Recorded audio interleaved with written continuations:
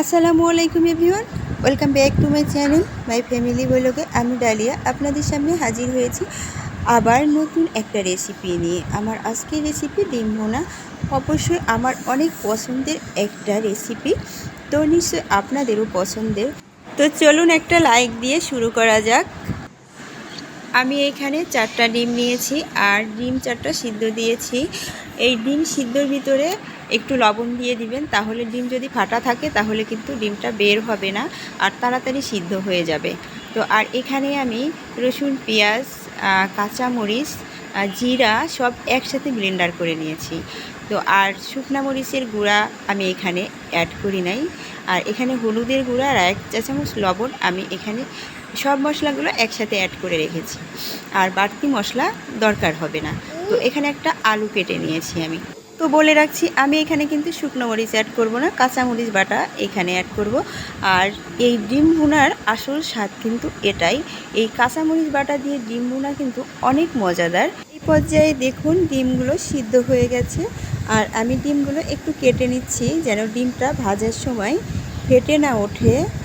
আর এইটা আমি সিদ্ধ করেছি দেখুন লবণ দিয়ে। তো লবণ দিয়ে যদি ডিমটা সিদ্ধ করা যায় তাহলে কিন্তু ডিমের খোসাটা সুন্দর মতো উঠে আসে। আপনারা এই টিপসটা একটু ফলো করবেন। তো ডিমের ভিতরে লবণ দিয়ে সবসময় সিদ্ধ করবেন, তো ডিমের খোসা উঠবে না আর ডিমের কুসুমও বের হবে না ভিতর থেকে। তো যদি ফাটা ডিম থাকে তাহলেও কিন্তু ভিতরের কুসুমটা বের হবে না, ডিমটা সুন্দর থাকবে। একটু এই টিপসটা আপনারা অবশ্যই খেয়াল করবেন। আর এখানে দেখুন আমি ডিমের ভিতরে একটু লবণ আর একটু হলুদ ছিটিয়ে দিচ্ছি। ছিটিয়ে দিয়ে এখন আমি চুলায় যাব ডিমটা ভাজার জন্য। ঠিক এই পর্যায়ে দেখুন আমি তেল দিয়েছি কড়াইয়ে, আর তেলের ভিতরে ডিমগুলো ছেড়ে দিয়েছি। ডিমগুলো সুন্দর করে এখন ভেজে নিব, আর ডিমটা একটু লাল হওয়া পর্যন্ত ডিমটা ভাজতে থাকবো। আর এই সিদ্ধ ডিমটা যদি না ভেজে ভুনা যায় তাহলে কিন্তু ওটা মজা লাগে না, দেখতেও ভালো লাগে না।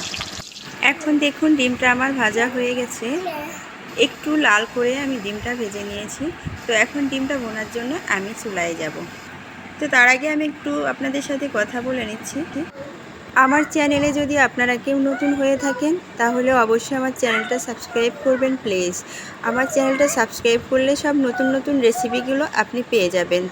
আর যদি ভালো লাগে তাহলে অবশ্যই একটা লাইক দিবেন আর কমেন্ট করবেন। তো এই পর্যায়ে দেখুন আমি তেলে পেঁয়াজটা ভেজে নিয়েছি, আর এখন সব মশলাগুলো দিয়ে দিলাম। এই মশলাগুলো সব আমি একসাথে অ্যাড করে রেখেছিলাম, যেহেতু আমি এটা ভুনা করব এই জন্যে আমি সব মশলা একসাথে অ্যাড করে একসাথে দিয়ে দিয়েছি।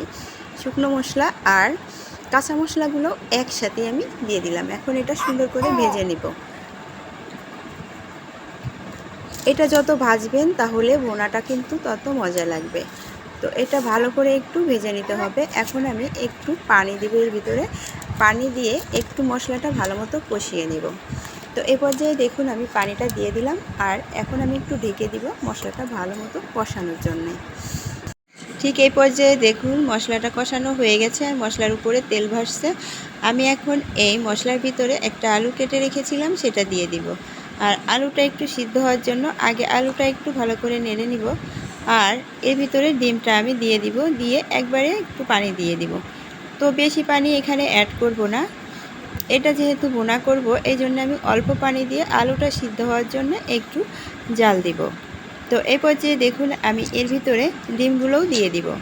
ডিমগুলো দিয়ে একবারে আমি এর ভিতরে যতটুকু পানি দেওয়ার দিয়ে দিব। তবে খেয়াল রাখতে হবে, আবার বলছি, এর ভিতরে কিন্তু বেশি পানি দিলে সেটা স্বাদ ভালো হবে না। তো একটা অল্প পানি দিয়ে আলুটা যতটুকু সিদ্ধ হওয়ার মতো করে পানি দিয়ে এটা জাল করতে হবে। তো এই পর্যায়ে দেখুন আমি এর ভিতরে পানি দিয়ে দিচ্ছি পরিমাণ মতো। ঠিক যতটুকু পানি দিলে আলুটা সিদ্ধ হবে ঠিক ততটুকুই পানি দিয়েছি আমি। তো এখন ঢেকে দিব আমি। এই পর্যায়ে ঢেকে এই পানিটা শুকিয়ে একটু তেল ওঠার পর্যন্ত আমি জাল করব। তো এখন আমি তরকারিটা ঢেকে দিলাম।